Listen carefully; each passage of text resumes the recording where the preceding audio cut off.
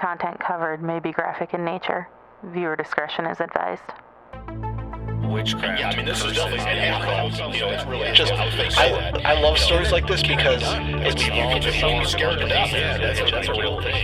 There are countless stories of people that you shouldn't fuck with, right? And the JFK assassination limo. Too real.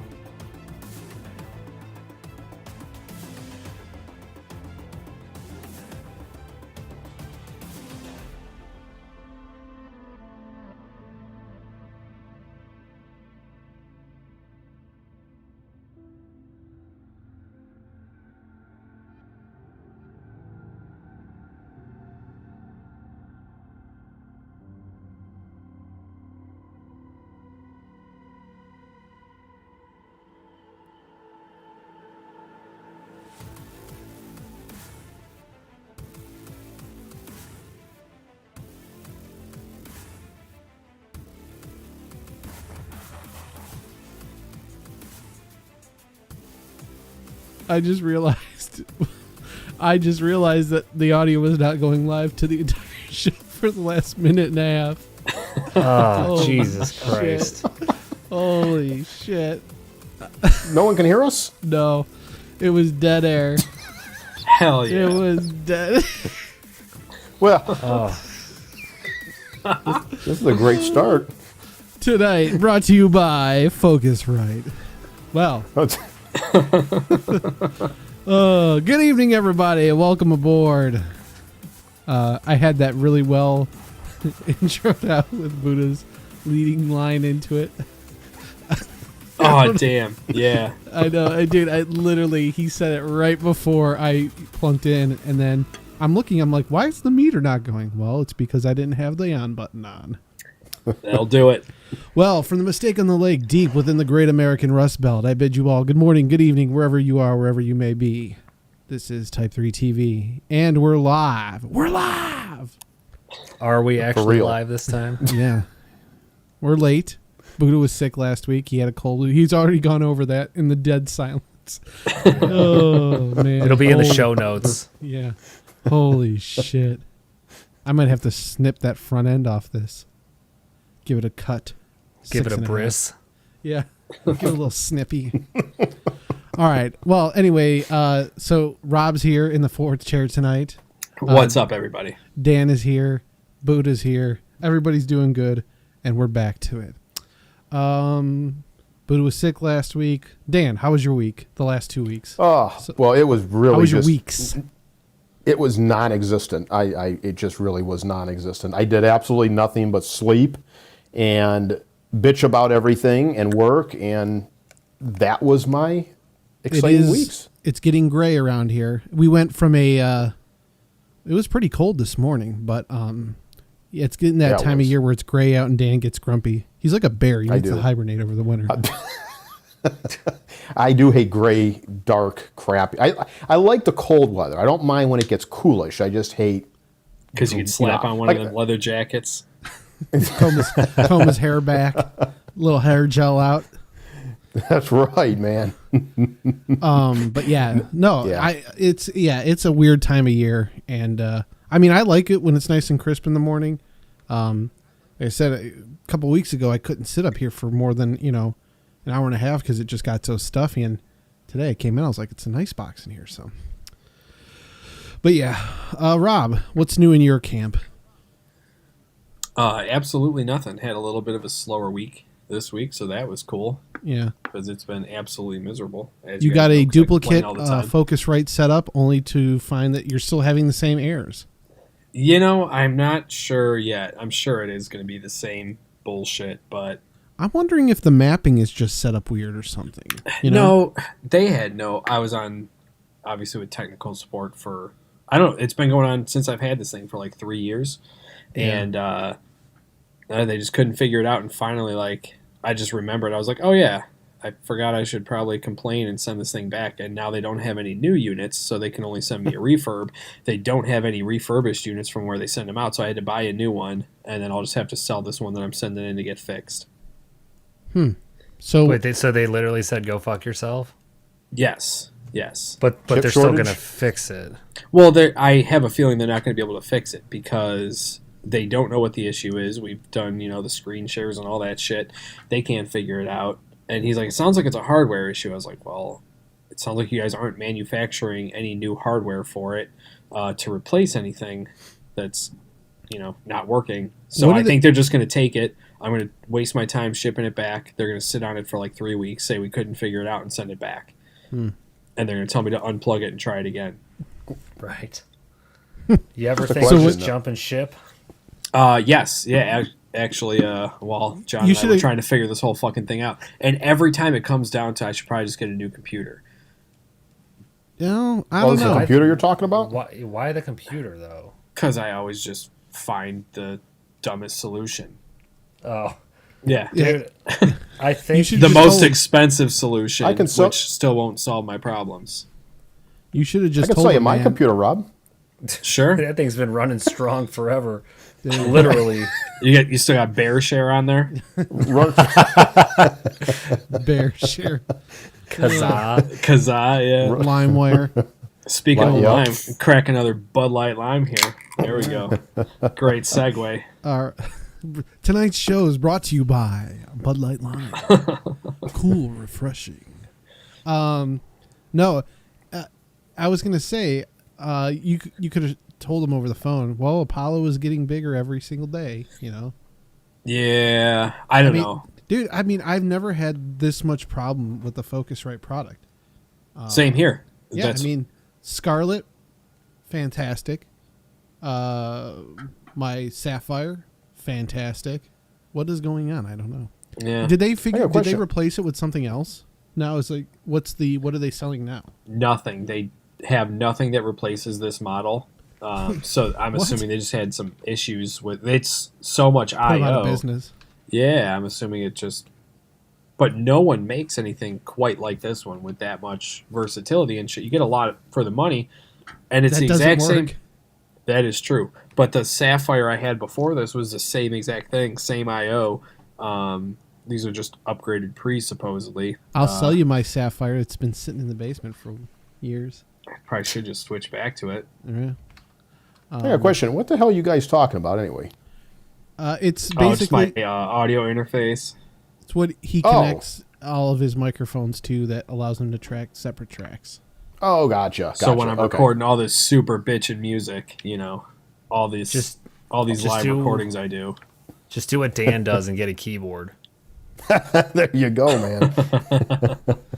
Dude, it's honestly probably because Focusrite just doesn't give a fuck anymore. They got that 2i2 and then everything else is just like their fucking high end multi-$1,000 well, and that's the thing, they're probably not selling a whole lot of that high end shit because everything's just done in MIDI, and you only need 2 inputs anymore. The drums are built in MIDI, and if they're not, they're tracked on an electronic kit.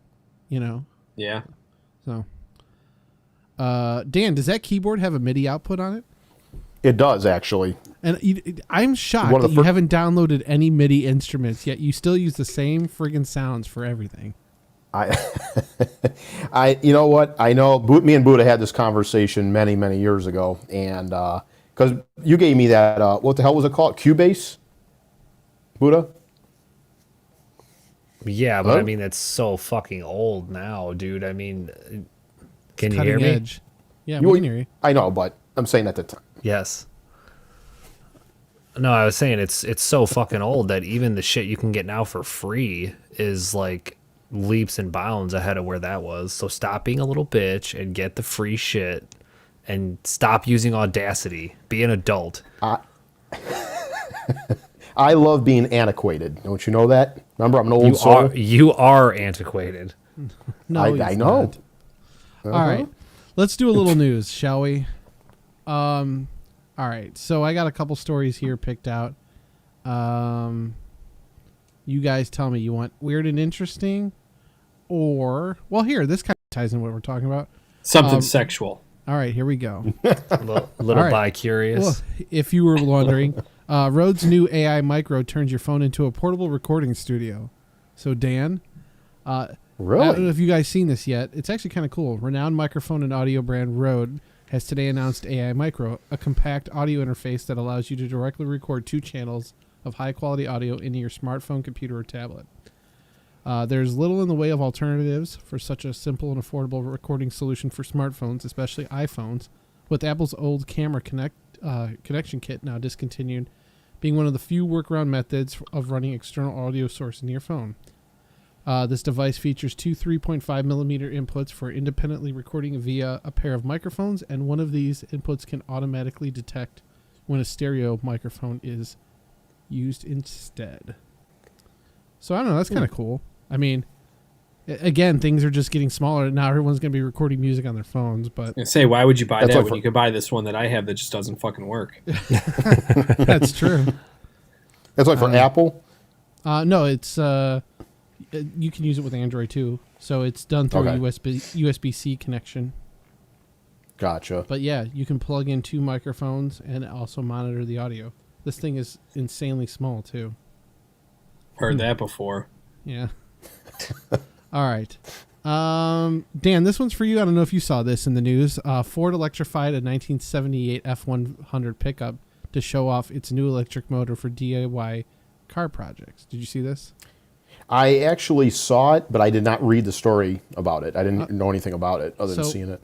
Ford on Tuesday unveiled the Ford F-100 Illuminator, a concept 1978 Ford pickup truck that runs on pure electricity.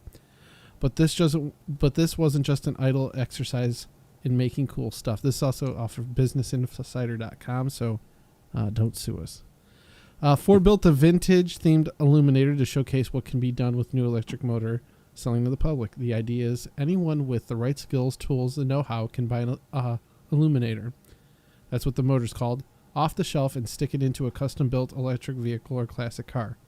This is kind of crazy. Like, they basically put an electric motor right into an old car, and they're trying to get people to buy into this to just build it right off the shelf. Is that... Yeah. Who was the creator of that? Ford, right? Yeah, Ford. Okay, Ford. that's the... All right, that's the one I thought you were talking about. I saw that article actually earlier today. Yeah. That's the one they put it in a 78, right? Yeah. Yeah. 70. I thought it was 73. Hold on, I'm sorry. Yeah, it's a white. I 78. saw No, like you're a right, white Buddha. pickup. Yeah. Yeah. It's cool though. I mean, like I've never driven in anything with an electric motor yet, but I mean, like it's a cool concept for still trying to keep the appeal of like an actual look, you know? Yeah. I agree with Now- that. Yeah, which now most cars they're- don't have anymore. They're just going to have to add sound effects to the electric motor. They do that now already.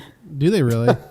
Oh yeah, the new Mustang, the new electric Mustang, that little SUV looking thing. Yeah. They actually have a recording right in there that imitates an engine sound, so Oh, it boy. comes through the speakers. But it's not heard on the So- outside. It's not heard on the outside. It's only inside, so you can get the feeling that you have an engine in the car that's revving up and doing all that stuff. But it's actually nothing, of course, because it's an electric engine. I think Tesla might do something like that too now. Did they say why they called that thing a Mustang? That's a great question, and I Because agree the with you. name sells. Stang, bro. I guess. Yeah.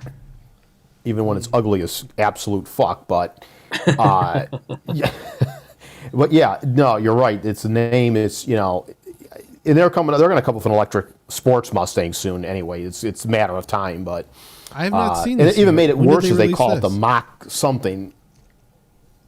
When did they release this? Oh, game? about a year and a half ago. I have About not, a year and a half ago. no, I've not seen. I've not seen this. I'm not What do they keeping call up that? on A this. Mach X or something? It does I'm kind of not look. sure. You're right, though. It does kind of look like an SUV. Yeah. Yeah. Turd. All right. So yeah, given the chance, would you do something like that to a car, Buddha, or would you stick with good old gasoline? Oh, I'd stick with gas. Just Yeah. I don't know. I don't know anything about like the electric shit. You know. I saw somebody on the highway the other day where they had a license plate mocking, it was a Tesla. It was mocking cars that use gas or whatnot. I'm just thinking, like, dude, they're still burning fuel somewhere to give you electricity, so Right. you're not totally off that, Oh yeah. whatever. Yeah, If that's my there favorite was part. already- Is like the fucking virtue signaling. Like, you fucking dipshit. How do you think your car is charged by electricity? Okay, and how do we get electricity from fossil fuels? Like, Yeah. or nuclear power. But like, You need to shut the fuck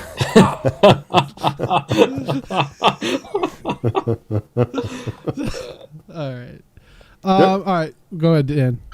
I was just going to say, though, along the lines of what Buddha said, I can't remember if it was Volkswagen or Toyota. One of those companies recently came out and actually said that if, let's just say a shit ton of people, millions of people just went out and said, look, we want to buy a bunch of electric cars.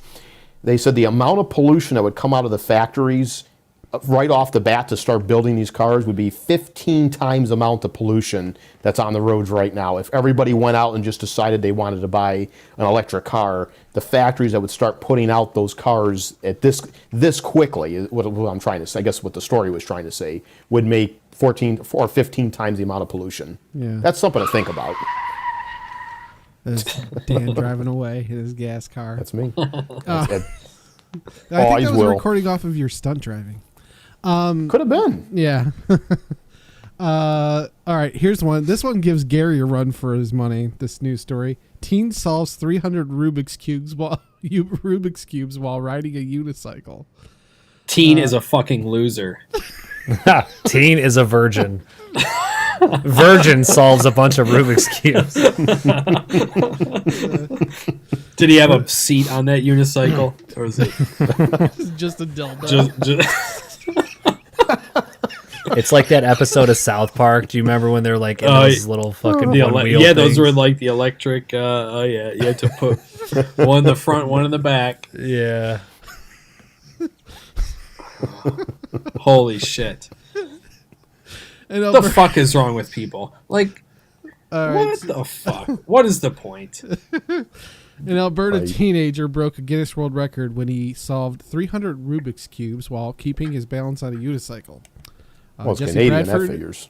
17 of Brooks said he received an award from the Guinness World Records that he is the new official holder of the record. There was a record before that. I guess so. Which is one thing I was looking at. There are so many world records on this UPI every week that I look at. It's like this person broke this one. Here's another Guinness World Record that was broken. Men passed giant beach balls 673 times for Guinness World Records.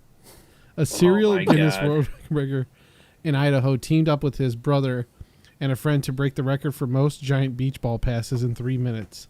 They did it 673 times. So this is the shit where participation trophies came from. Yeah. Holy shit! Thanks a lot, Guinness. Couldn't we just leave it to tallest man and biggest penis? Jonah Falcon wins them all. Dude. Do you ever watch like some of that stuff with Jonah Falcon on it? No. Oh my god. I forget what they said it was, but it like I think he said he's also donating it to science afterwards after he dies. Let's donate to Give it some to me. chick. Oh, that'd be great. Yeah, just what you need, Buddha. That'll be 40 inches long. It says, Jonah Anyway. Adam Falcon is an American actor and television presenter. He came into international attention in 1999 because of his claim that he has the largest penis in the world. Which he claims is 13.5 inches long when erect. That's not true, I don't think. Because wasn't there a guy in and I'm not making fun of it because I think it was Dan a said medical it's not condition, true but because isn't it doesn't feel like 13 and a half. Shut the fuck up, man. Asshole. I knew as soon as I said that I was really backing myself into a corner on that one. You back yourself into it, all right? Yeah, I'll back myself. Now, all jokes aside, wasn't there a guy in India or Pakistan or somewhere like that it was basically hanging down his leg? It was his dick, but it was a growth. No. Yeah, you're right. It was You know what I'm talking elephantitis, about? is what it was. Yeah. Yeah. But they said it was his dick. Wasn't it his balls? Or was it his Totally dick? jumped the shark tonight. Oh, Yeah. God. Well, his balls were probably huge too, but I think it was his dick that was hanging down. No, actually, they did like a special. Like there was like a TV show on that. I watched the fuck out of that thing. I can picture this Yeah. dude's face. Yeah. Okay, so Oh, God. poor guy. It's too All right. big to suck. All right. And knock hundreds- somebody over the head with it. I know. Sorry. Go ahead, John. Poor Larry tonight. He's turning it in for like some sort of conspiracy thing or creepy thing and just hearing a bunch of D jokes. I think a 20-inch dick is pretty creepy. One-eyed monster. All right. So, I don't know if I'm doing any more weird stories. So we're just... All right, here's one out. Buddha, you tell me if you want to pass on this one. But this is another good one for our Penn Gillette clip. AOC says Democrats lost in Virginia because they ran a super moderate campaign that was boring to progressives. Oh, dude, I'm not going to touch on this one, but I also, from some of the shit that I was reading, it literally says Democrats lost because racism. And I'm just like, what the fuck does that even mean? No, I'm not, because I'm just like, I'm too tired and they're just too stupid. I know that Virginia was a huge bummer, and honestly, if anything, I think that the results show that the limits of trying to run 100%, run a fully 100% super moderate campaign that does not excite, speak to, or organize a progressive base.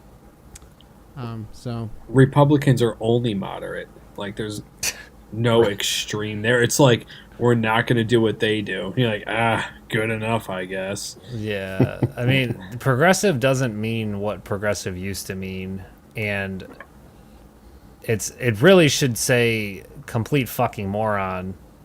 That should be like what you're labeled as. But I mean, really, the only reason Republicans are moderate is because they're the exact same as Democrats, just lazier. That's but that's all I'm going to touch on. I'm not going to go on a political tirade tonight. That's why I tuned in. Yeah, that's why Rob's here. yeah. All right, and then there was a creepy mugshot of two women who left a victim blind in one eye in a horror Halloween hatchet attack. If you looked at the pictures of these women here, holy smokes. Oh, that was like the two. Yeah, I saw that picture. I don't know if they were mugshots. Were those actual mugshots? Yes. The What pair happened? allegedly slashed a woman with an edged weapon, causing severe facial wound near her left eye. The women were chased down by a man. They also allegedly cut. They allegedly cut and other good Samaritans who barricaded the bird. Man, who wrote this article? It is terrible. I can't even read it. The victim who suffered from the vicious attack was identified as Christine Hall, according to a GoFundMe page. A man who cops say was a friend of Hall's who attempted to protect her also suffered a cut to left arm. But I'm wondering, it says Theodora Economou, I can't even pronounce that, and Vivian Bertrand spent Halloween night allegedly vandalizing the private property on Main Street before clobbering a woman who pleaded with them to stop. Placerville police said. But yeah, these mugshots are pretty terrifying. They look like they were wearing some sort of Halloween makeup too, but I don't know what the reason was. But anyway. I think they said that chick is going to end up losing her eye. Really? That sucks.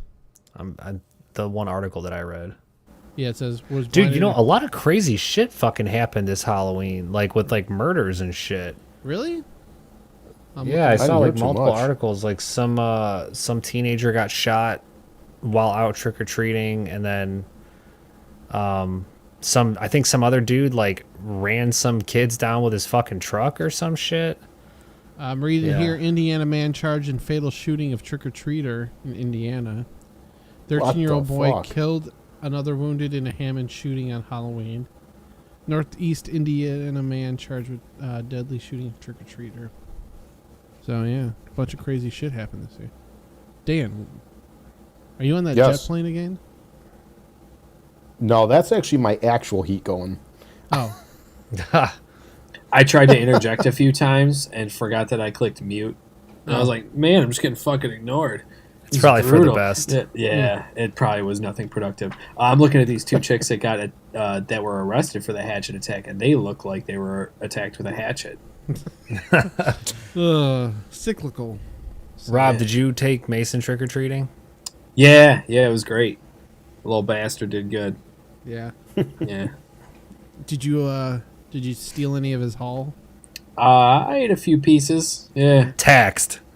It's a dad tax, bro. Yeah. So what did he go as? Mario. We were Mario, Luigi, and Princess Peach. Oh, right on. That's awesome. Yeah, it was cool.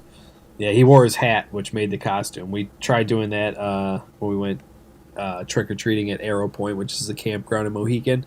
And he wouldn't wear his hat, and I don't know. It was cute, but he didn't look as funny, So he wore it all night, which was great. Did he have a mustache, or was it drawn on? Like, was it like a stick-on one or an actual drawn-on one? We didn't even put one on him, and now I feel like a fucking idiot. Yeah. How you gonna do Mario like that? I didn't even do one as. I guess I got a beard though. Yeah. With him being your son, I thought he'd be able to grow a mustache by now. Yeah. That's true. He's got the pubic mustache. The one time I was changing his diaper and an eyelash must have fallen. I thought he had one long pube already. I was like, oh my god. All right. Well, all right. Dan, what do you got tonight? Well, I got kind of a quick story here, and funny, Rob just said "little bastard" because this next story is regarding James Dean's cursed Porsche, which was known, and James Dean actually called it the little bastard. So obviously, you know who James Dean was. He was an iconic actor in the 50s. He was killed on September 30th, 1955 in a car accident, which was a 1955 Porsche 550 Spider, which again was known as a little bastard. The story, I was going to do this last week for Halloween, but I figured might as well do it now since it's kind of a strange, weird story. So the car itself has been kind of a mystery. It was considered cursed all this time. And first, getting back to James Dean, he was during his acting career, he became a race car driver. He started, not a real good race car driver, but he had the skills. I guess he raced and won some amateur racing. So he got kind of into that. That was the reason he bought the Porsche 550, because it was definitely like a race car for sure, not just a standard Porsche. And he did some, customizing to it, whatever. The car, he didn't have the car, I don't think, barely a month when he got into this fatal car accident with it. But anyway, to make a long story kind of short, he's driving with his mechanic. He takes the car out. He's going to take it to an amateur race in Southern California. And he has his Porsche mechanic, a gentleman named, which I'm going to completely destroy his name. It's Rolf Worthrick.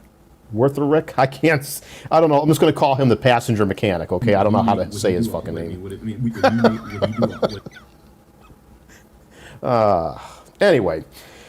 So yeah, Rolf and Dean were going to this racing event, and the first thing is he's driving this car like practically 100 miles an hour the whole way there, and he gets a speeding ticket along the way. Doesn't change his driving habits at all. He keeps speeding after getting the speeding ticket. So a little bit later in the day, a gentleman named Donald, so I can say his name here, Turnipseed. Donald Turnipseed, which was a college student, was driving a Ford. That sounds like I think it was bullshit. What's that? Turnipseed? What a horrible last name. Well, I said turnip speed. It's turnip seed. Yeah, that's just as bad. Still. Well, I'm guessing anyway. the guy's dead now. So. Oh yeah, he's dead. Yeah, everybody's dead in this whole story. Sorry, Mr. Turnip. But Mr. Turnip Seed, which was a young college student from California, he pulled out literally, James Dean had the right of way. He was going about close to 80 miles an hour, 85 miles an hour. And in this big Ford coupe, which was called a Ford two-door, and it's actually spelled out, Tudor. That's how they actually spelled it out, Tudor. Tudor. Tudor, yeah. Well, it's pronounced well, they pronounced it two-door, though, because it was a two-door car. It was a coupe. Tudor. But regardless, he pulls out in front of James Dean, and James Dean couldn't either. He saw him, and the mechanic later said that he saw the guy, and he said, this guy's not going to pull out in front of me, is he? Well, he pulls out in front of him, hits the car. Car basically somersaults in the air like 4 times, and then completely lands into like a ditch up against like a fence. Which one? The bastard? Which one the did little flip? bastard. Yeah. The Porsche. I'm sorry. Yeah, the Porsche did. The Ford is 5 times the size of the Porsche. The Porsche just, like I said, flew in the air.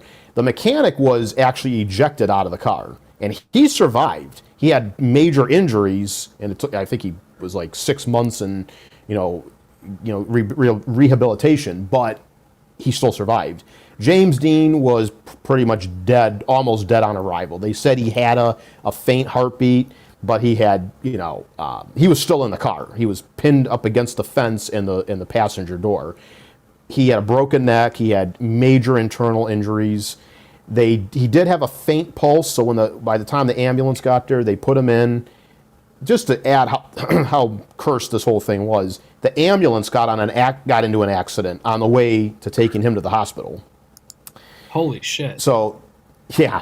So that even took some time off. They think he probably wouldn't have survived anyway, but because that happened, they stopped for a few minutes, and that kind of cut some time off. And of course, by the time he got to the hospital, he was already dead. So the turnip speed, he just had some cuts and bruises. He walked away from it with no problems at all. Well, after the accident, the insurance company declared the car was obviously a total loss. If you look up James Dean's Porsche, you can see it's not much left of it.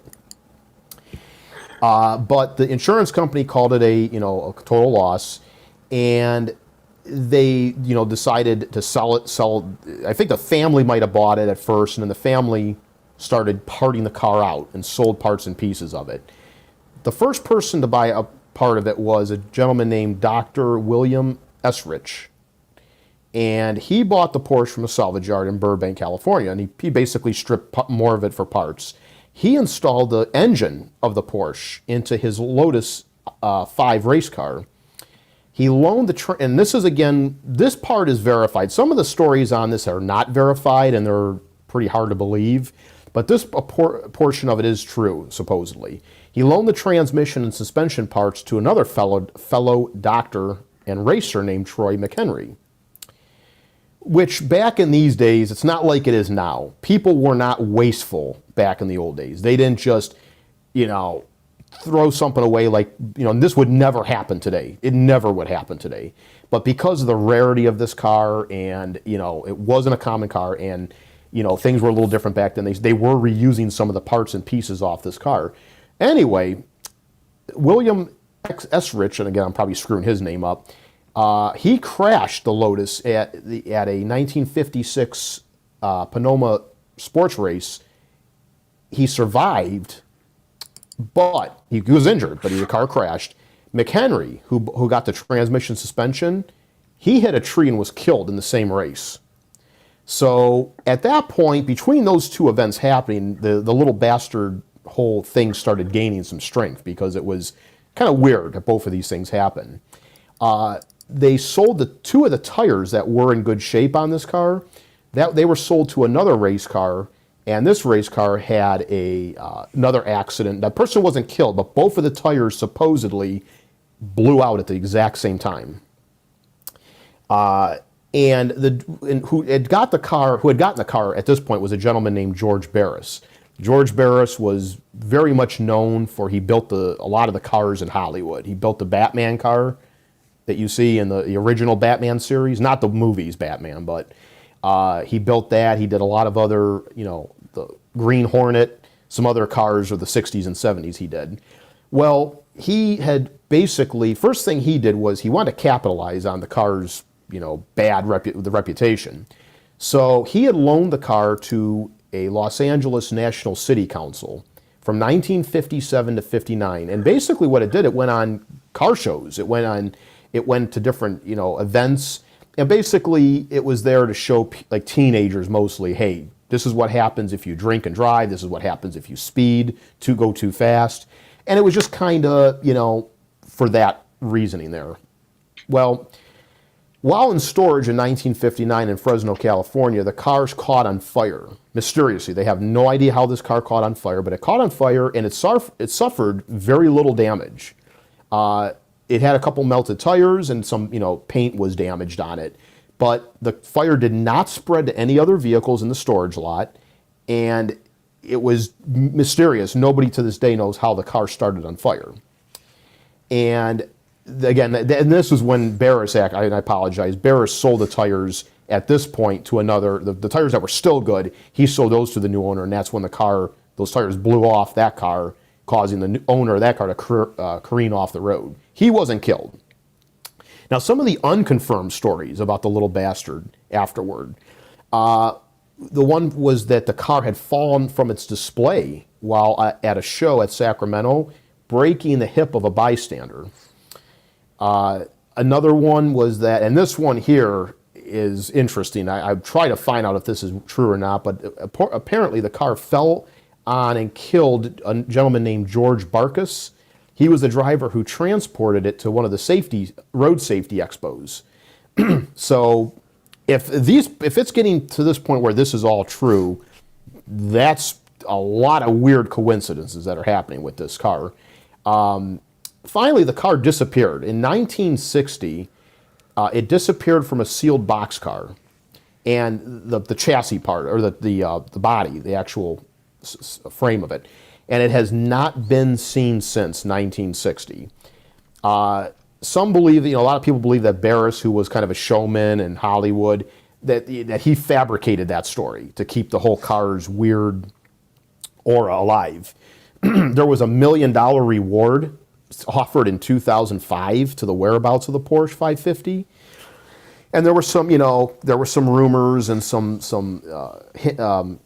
things that came up to say, well, it might be here, it might be there, but as of this day, nobody has seen the car. It has completely disappeared, and when you think of all the things that had happened with those other pieces, very strange. Now, just in recent news, just about 6 months ago, there was a part of the car that sold. Now, get this.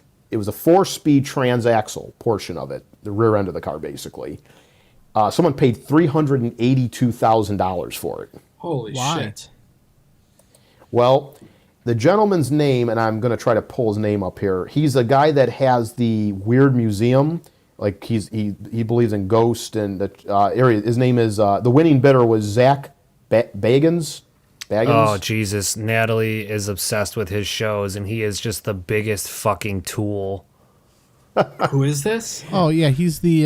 He had like his. I don't remember what the hell. Like the Ghost Adventures guy. Yeah. From Travel Channel or whatnot. Yep. Yeah, he has a museum in Vegas. Yeah, we were looking at going to it, but they have a bunch of the Annabelle shit there, or not the Annabelle, but like who's that couple? The Warners. Oh, Warrens. The Oh yeah, Warrens, Warrens. Yeah, Yep. they have a bunch of their. He has a bunch of their stuff there, as well as a bunch of Ghostbusters props. He paid. Yeah, the winning bid. He paid that much for it, and Dan was on. yep, and he's going to put it in his haunted museum, obviously. You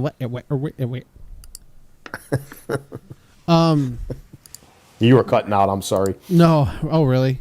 It says we're still holding strong, so that's good. I'm sorry, Dan. I just looked up a picture of this dude. It looks like Chad Muska.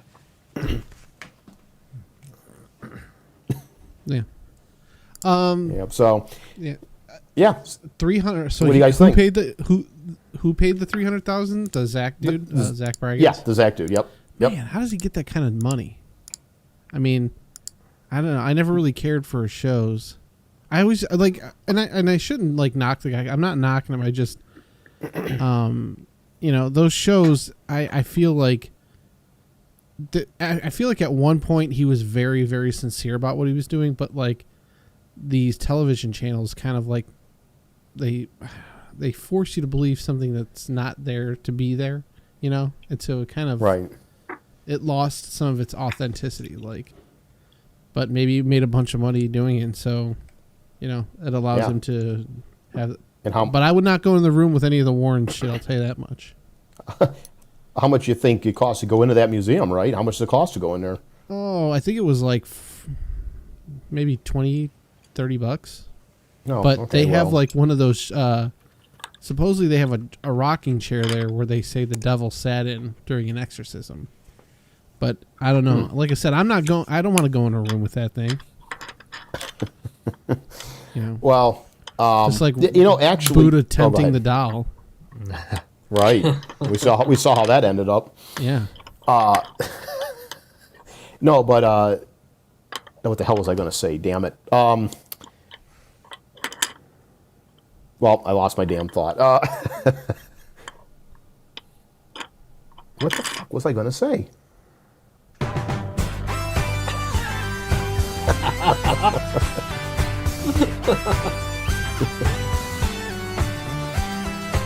Oh, I know what I was going to say. The music that refreshed my memory. Buddha, that story you did about that house. Remember about 2 months ago, the one that you said that was I couldn't think of the guy's name. This was the guy that I thought bought that house and tried to stay in it a few weeks, and he couldn't stay in the house and he had it demolished. It was this Zach Baggins guy. Was it? I'm pretty sure. Because I read about that same house somewhere else, because I was going to do a story about it like several months ago, and you did the story. It's the same house, but the last part of it was this guy bought the house to try to stay in it, and he couldn't do it. He said he couldn't stay in the house, and he had it demolished. Huh. General admission to that museum is $48. See? Yeah. That's where he's getting that $300,000 from. Yeah, seriously. I'm sure it's incredibly expensive to own anything in Vegas, though. Oh, yeah. There's a new like 80s themed cafe in Vegas. Looks kind of cool. Is it like the one from Back to the Future? No, but I was gonna say, is it like Sunset Strip called, 80s or like? It's definitely like Back to the Future style 2000s 80s. But yeah, it looks kind of cool. Yeah, well, I was gonna say. Go ahead. Yeah, Dan. this is that house, Dan. It says he bought it, the one from Gary, Indiana. Yep. I thought so. Paid $35,000 for it, and then it doesn't really say about him trying to stay in it or anything. It just this is an older article though. This is from 2014. Okay. Yeah, John, I thought that's what I read. Gary, Indiana, where you said like the worst show you ever played is, or was this just the worst town? We drove through. We never played in Gary. Oh, okay. Yeah.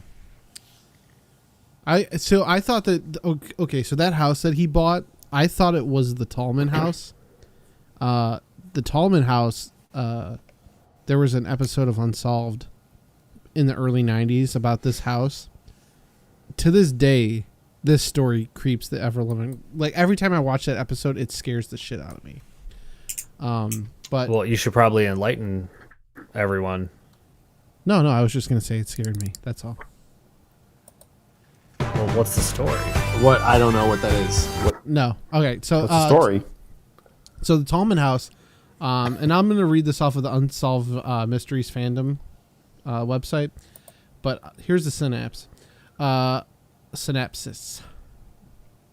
In February of 1987... You gave a synopsis of the word synopsis. Yes. Good night, everybody. All right. In early February of 1987, Alan and Deborah Tallman brought home a bunk bed that they had purchased from a secondhand shop.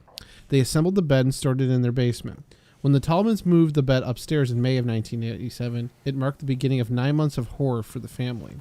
From the moment the bed was first slept in, the house appeared to be haunted by spirits that terrorized the children and the entire family. In the episode, the children, who were rarely sick, suddenly became ill for no apparent reason. The night the family moved the beds upstairs, their son Danny was in the room next to it. After his parents said goodnight to him, his clock radio apparently took on a life of its own. It turned itself on and off and randomly switched the channels under its own power. He reported that he saw the radio's vindicator moving itself. However, his parents did not believe him. A few weeks later, Alan was painting the walls in his basement. When he went upstairs for lunch, he placed the paintbrush on the table. When he returned, the brush was in the bucket with its bristles sticking up. When the youngest daughter was sleeping in the bunk bed, she claimed that she had seen a red-eyed witch behind the door. She also claimed that she saw a fire in her room. A month later, Danny saw the same thing. The family pastor was brought in, and then he said he felt the presence of evil within inside the house. The Tallmans continued to be tormented by entities. Doors would bang open and shut, strange voices would call out of nowhere, and ghostly visions persisted.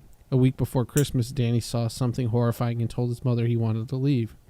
Frustrated, Alan told the spirits to get out of his house, and then said if they wanted to fight someone, they could fight him. 3 weeks later, on January 7th of 1988, Alan returned home from a late shift. Outside the garage, he had heard an eerie howling sound. As he went to investigate, a voice came out of the howling and said, "Come here." He went around back to see if there was anyone there, but no one was there. He then went back to the garage and saw that it was on fire. He went inside to get a fire extinguisher, but when he came back, the fire was gone. The garage was undamaged with no visible signs of fire consumption. When Alan got back inside, he went to reach for his lunch pail that he had set down, and the entity threw it across the room.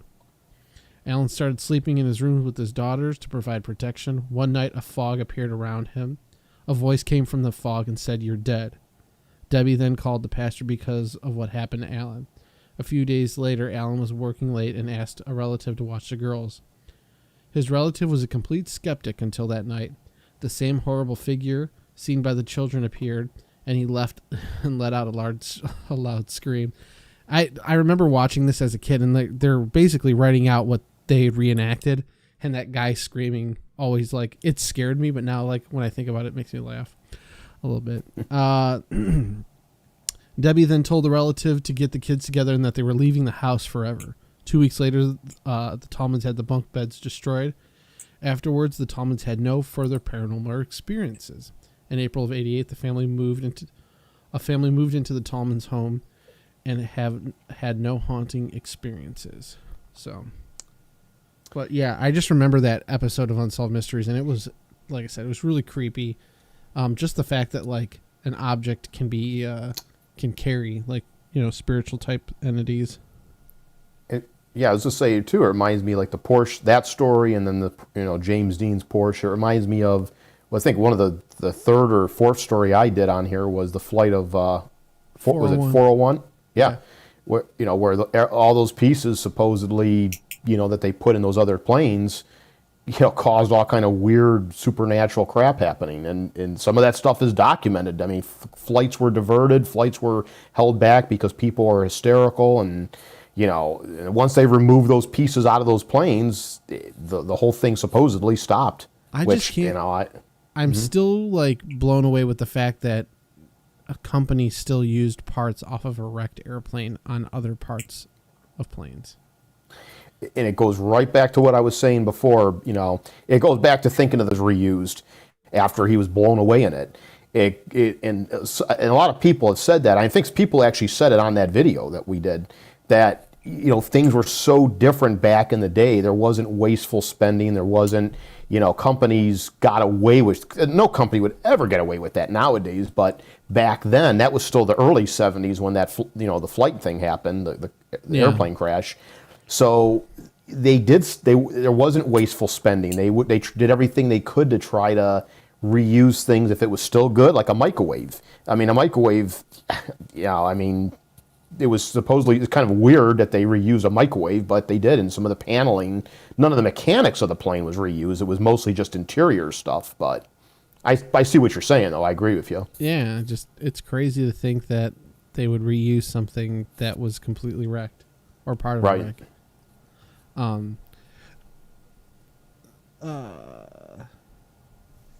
So another thing I was going to touch on tonight, and it was kind of fascinating because I started looking into this.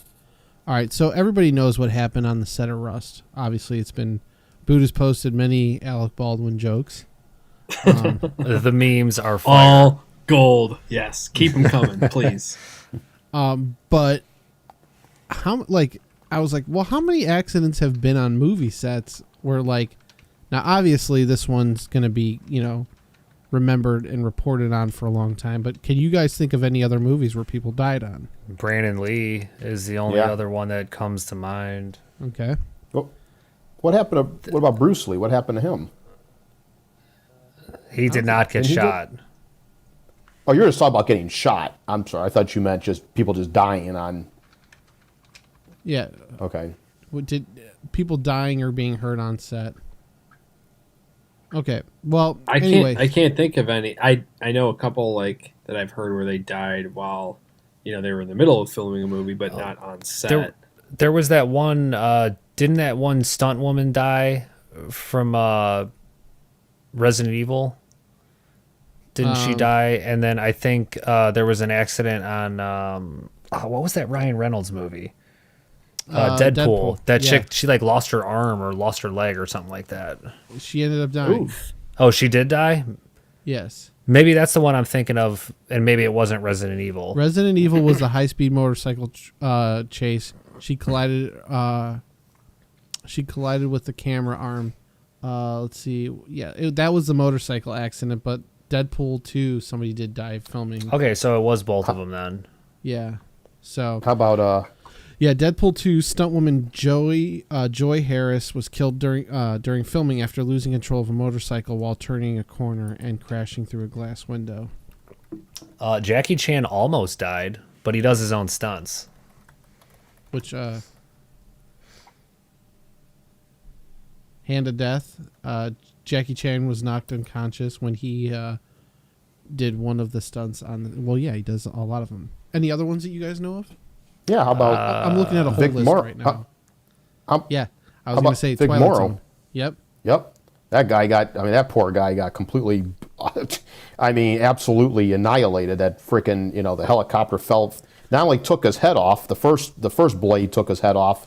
When the second blade came around, it literally chopped his body right in half. Holy shit. Who is this? Vic Morrow. This was Vic Morrow.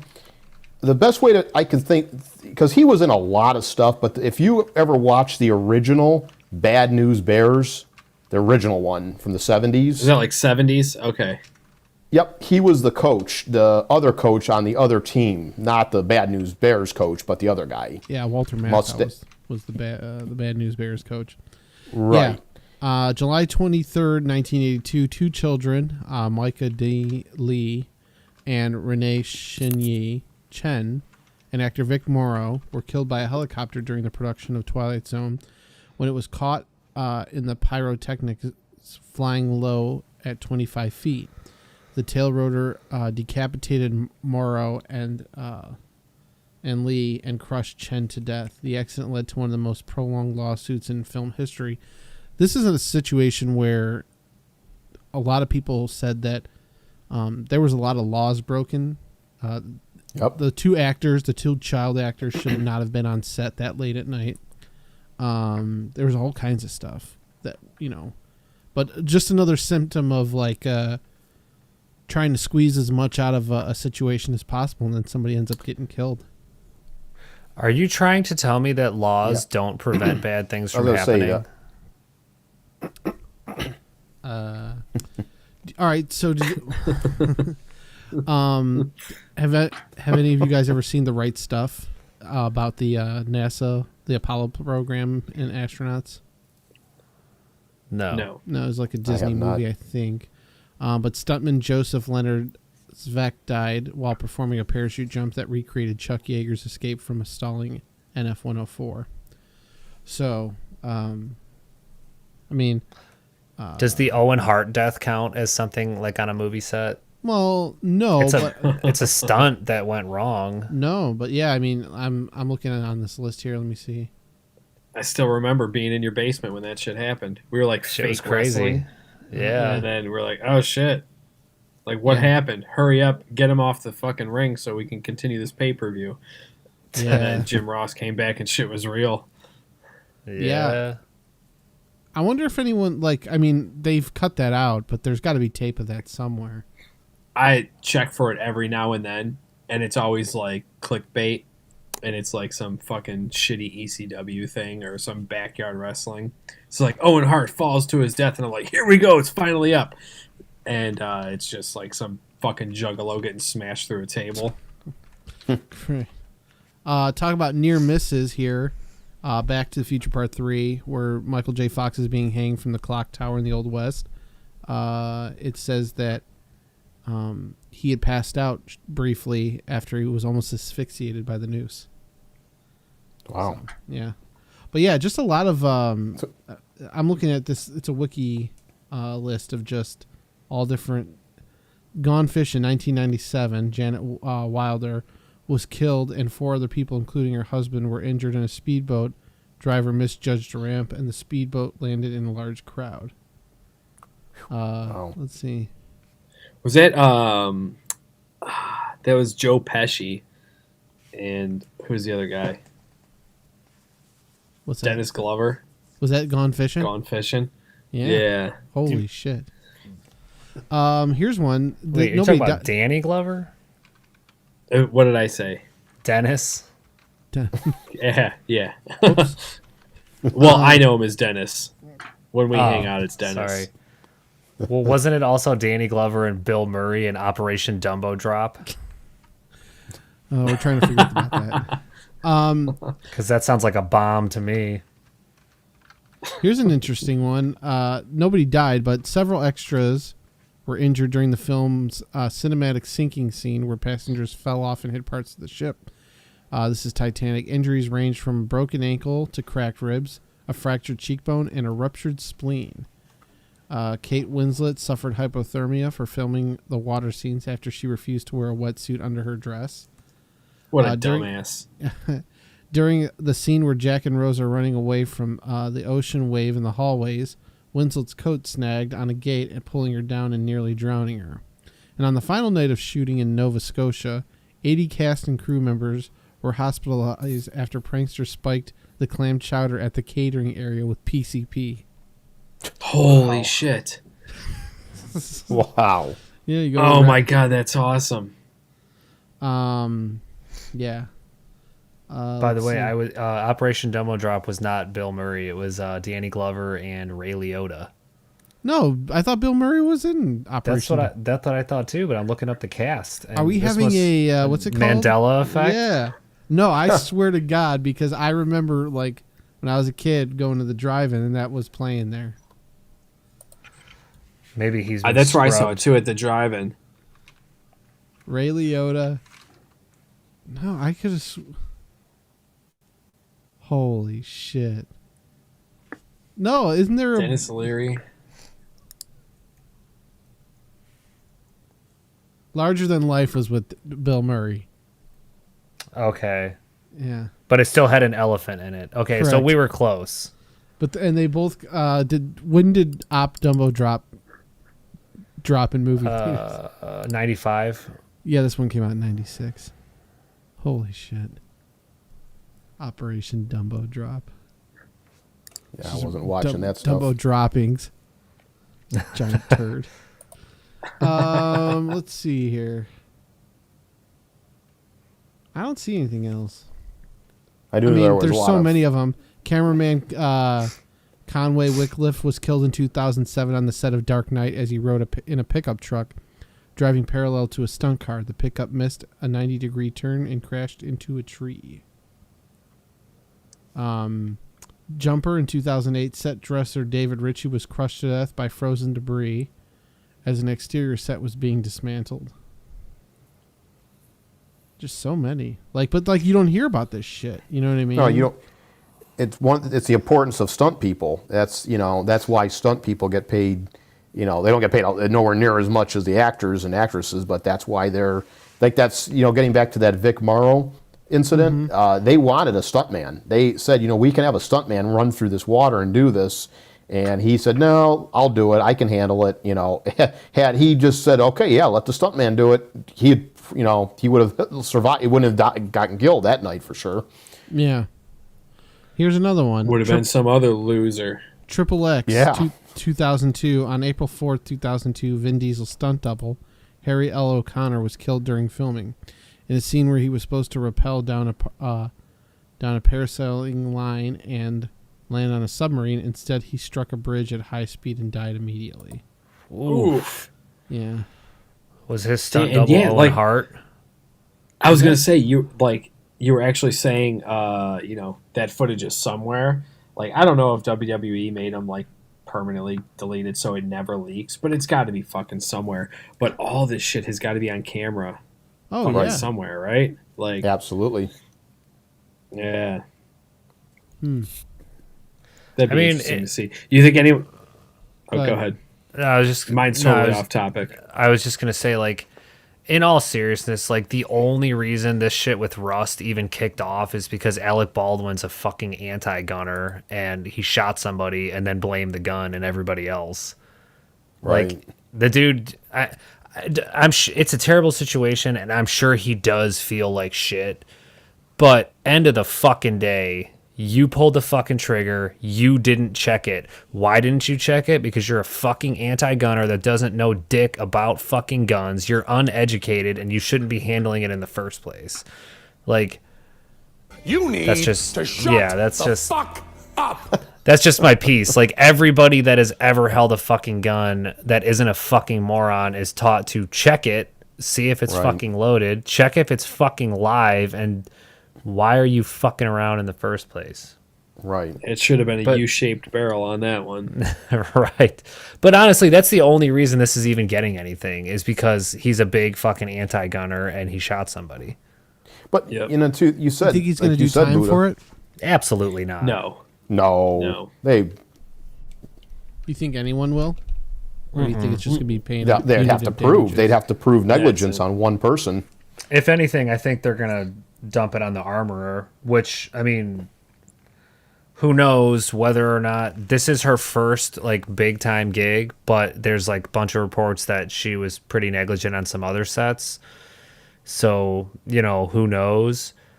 But there's been multiple people that have come out already and claimed sabotage. It's who the fuck is sabotaging that? But without going off on a tangent, there is a whole nother fucking conspiracy about it, but I'm not going to go into that one. Dude, go into it. I saw part of that. No, it's too much. Her husband was the lawyer of... Is that what you're talking about? Yeah, the fucking... Yeah. So the lady is married to a lawyer that was used for Hillary Clinton's defense. So it's... Wow. Yeah, it's this... It's probably just a coincidence. Yeah, it's probably bullshit. You know what I mean? I'm not reading that much into it. But you know how, nobody can just die anymore? Every time somebody dies in an accident or, something like this, it's always, everyone jumps on it and they're like, well, actually, this is what's really going on. And you're like, can't anybody just fucking die? Right. Dude, I just watched when this. I'm still convinced that my Cody- grandpa died because he had dirt on the Clintons. Everything. Dude, like when Kobe died in that helicopter crash, like everyone was like, he died because he was about to expose blah blah blah. And you're like, dude, like maybe the helicopter just went down, you know? Yeah. I watched the South Park recently where somebody pooped in the urinal, and they keep trying to link it back to like different things in 9/11. And it's like, and Kyle keeps getting double crossed. It's pretty funny. Oh. Yeah, I haven't seen that one. I just figured like there's so many incidents in Hollywood where people get hurt. I'm just surprised with how much attention this is getting, and it's not letting up either. Well, like Buddha said it, that when we first mentioned it a week ago or whatever, last time we were on, you brought it up, Buddha. It's like, how the hell is this happening still? How does this happen now? You know, you can understand some of the older movies and shit that was made in the 80s, but now, how does that happen even? Dude, like within reason, on the very, very, very small chance of some type of failure on parts, like malfunction, that aside, gun fucking accidents are always done by negligence. Always. Like, they can't get up and load themselves. They can't get up and shoot themselves. Like, it's just so stupid. And, like, it's honestly just a way to be like, hey, look, everybody, guns are bad. Let's not use real guns on movie sets. You know what? Let's just get rid of guns in general. And that's why, like, it's just a push. Like, even in New York, I don't know if you guys saw, like, they have so to get a license in New York, you have to like basically prove that you really need it. I forget what the wording was, but it's like it's like more important than just wanting to have it for protection. It's so stupid. Yeah, remember I think John Stossel tried getting one and he was declined. But you have to prove like there's current threats on your life and all this. Yeah, it's serious. It's like the same they thing. Saw his mustache, so they were like, "Ooh, I don't know about this guy." Well, I mentioned the mustache. It's like the same thing of like, you know, when for Halloween next year, when chicks are getting like stalked or harassed, and the cops are like, "Well, they haven't really done anything yet, so we can't do anything." And it's like, it's the same thing. It's like, well, nobody shot at you yet, so we can't do anything. Yeah, it's just reverse. Did you see the dad who tracked down the guy who in the car in the trunk? He killed a dude and they put him in the car. Wait, what? I heard he was just in the trunk. This guy's daughter was kidnapped and pretty much sold into sex slavery, and this guy tracked him down. He was like a 19-year-old kid, right? It was her boyfriend. This girl's his like 19-year-old boyfriend, and the dad, who's like 60 years old, found him and brutally murdered him, and they found him in a trunk a couple days later or some shit. Yeah, that's a fucking hero right there. I thought he like murdered him, and then they didn't find him for like a year or some shit like that. Was it that long? Oh wow. I thought it was like he killed him and put him in the trunk and like basically hid him away. Abandoned the car. Yeah. I think it was I didn't something know it like was that long. Yeah, that's even cooler. Guy needs a fucking medal. I know. Instead, he'll get fucking life in prison. You know, I heard you can do time for slapping a gyro. That's true, and you should. Hey, on a lighter note, has anyone ever died doing porn? I don't know. Probably. Do you remember the girl who died at Christie's? Yeah, when she fell over the railing or the balcony or whatever. Yeah, I mean it's so. Wait, did bad. she die? Like, yeah. She did die? She hit her. I remember that. That was like, I do remember that now. That was like 10 years ago. Yeah, the strip club in Cleveland. Yeah, it's 2 stories, and she was given a dance on the second floor. Tried to be I think she died later on. Dumped over the railing. Yep. Yeah, I think she died like a couple days later, or a week later, or something. Yeah, had some head injury. Crazy. Okay. Huh. Yeah. So yeah, that's something I wanted to touch on tonight. So. Wow. So the story about the one you were just talking about, it says, so the dude was able to rescue his daughter This is out of Washington.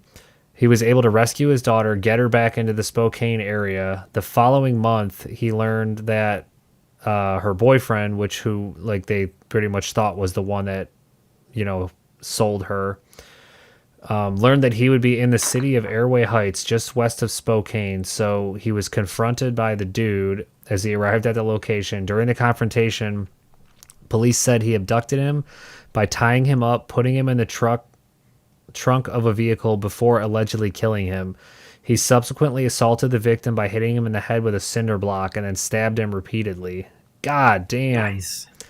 After the victim's death, he drove and left the vehicle with the body still inside in a remote area in northern part of Spokane County, and the car remained there for nearly a year until someone who police said was not aware of a body in the car moved it in October to the location police found it at.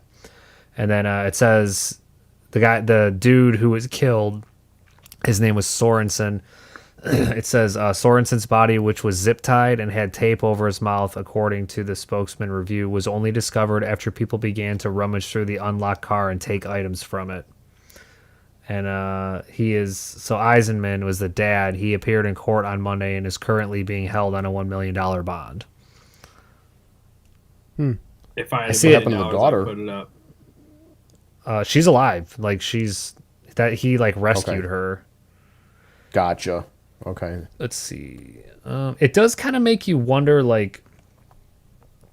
I'm curious if the dude legit kidnapped the daughter or even coerced her into, because it says a sex trafficking ring in Seattle. And then it says identified the boyfriend, which was Sorensen. He may have been the one responsible for her sale. So clearly she was legitimately sold, but it also does kind of make you wonder, what if this chick was just a prostitute and he was her pimp? Not saying that it makes it okay, but I'm curious, what are the actual details? I want to know if this dude legit kidnapped some fucking girl and sold her, or was it he was fucking pimping her out for a while and then he sold her? That's true. I'm curious. Good point, either way, I still, hey man, you got to do what you got to do. That's your daughter, Right. Yeah. But I'm just curious because the way everything is framed nowadays, it's I'd be curious if you went to another news source if it'd be well, actually, this stuff happened. But who knows? I mean, that dude's gonna go to prison. It's right. It's like that story though out of I think it was Texas about 8 years ago, guy in the barn. Yes, you know what I'm going to talk about. Yep. Yeah, the dude was molesting his 5-year-old. Yep. That one, and he beat the shit out of him and killed him, and they acquitted him. They acquitted him, which they should have. Yeah, and that was absolutely. I mean, any state that would not have acquitted, I would be you can't even. I gave a lot of props for whoever the judge was, whoever the jury, whatever they did, to say, look, if this happened to your daughter, wouldn't you beat the son of a bitch to death? Come on now. You'd be surprised how many people wouldn't, though. Oh God. Oh Jesus. I mean, there'd be nothing left of them. Off it and All right. Well, you guys got anything else to add? No, today was a little bit of a hodgepodge. Yeah. Freestyling. Yeah. All right. I think it went all right. La la la la la la la la la la la la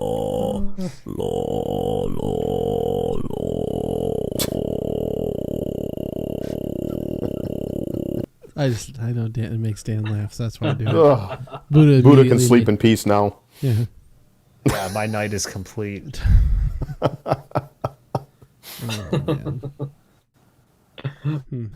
Shit. What if I?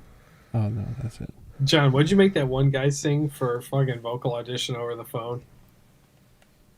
What's that? Turn it on. You made some guy sing. What? Back in Black. Was that it? No, shout at the devil. Shout at the devil, is it? Shout at the devil. Shout. And he was just like, shout at the devil. He's probably sitting on the couch with his mom next to him, like on a corded phone. Yeah. Yeah, we were Motley Crue roadies on the Red, Right, and Crew tour. Shout. Yeah, he was just, the song, like, they get all pumped, and he was just so deadpanned.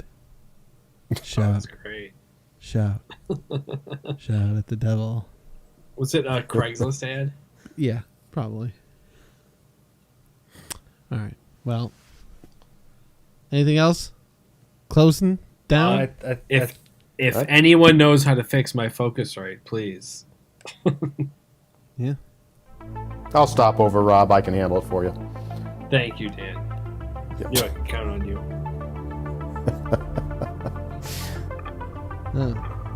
Just got an alert here from Fox News.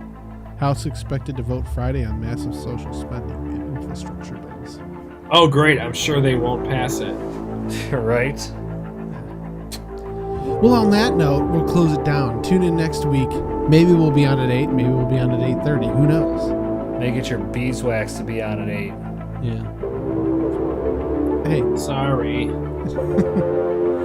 All right. Well, for Dan Rady, Steve Gibson. I almost said Dan Gibson. That's your brother. For Daniel Rady, Steve Gibson, Rob Tadmarino, Bob Jasinski, Jason Markowitz, everybody, Bob Tobacash. He's going to come out one of these nights here, sure. But anyway, from the mistake on the lake, deep within the Great American Rust Belt, somewhere out there, this is T3TV. Say goodnight, Peter. Good night, Peter.